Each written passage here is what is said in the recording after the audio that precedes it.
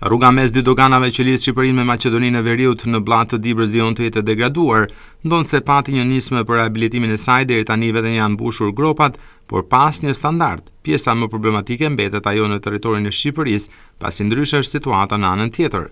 Drejtuesit e mjeteve shprehen se prej shumë vitesh gjendja e kësaj rruge është impakti i parë i çdo turisti që zgjedh këtë pikë kufitare për të hyrë në Shqipëri. Drejtuesit e mjeteve thonë se është turp që kjo rrugë në një distancë kaq të shkurtër të jetë në një gjendje të tillë, sikur të ishte rrugë në ndonjë maj mali. Kjo pjesë është shumë e prishme. Rrugë prishme. Sheve vetë.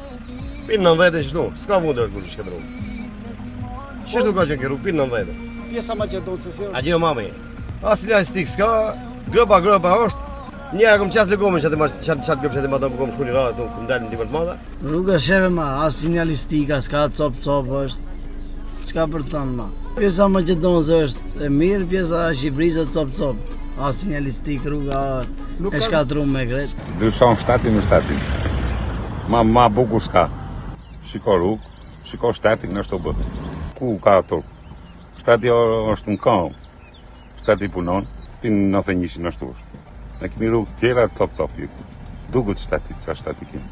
Shiko, i cop rrugë kamet pa asfalt. Sheta është grëpa. Që 30 vjetë është këtë gjendje, peko kum leje une.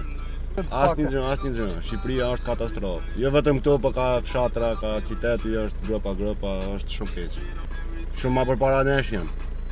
Me shku në Kosovë është 100 vjetë para nesh, jo 100 vjetë mrapa. Kosovë është edhe më e mirë. Shtetë europian komplet.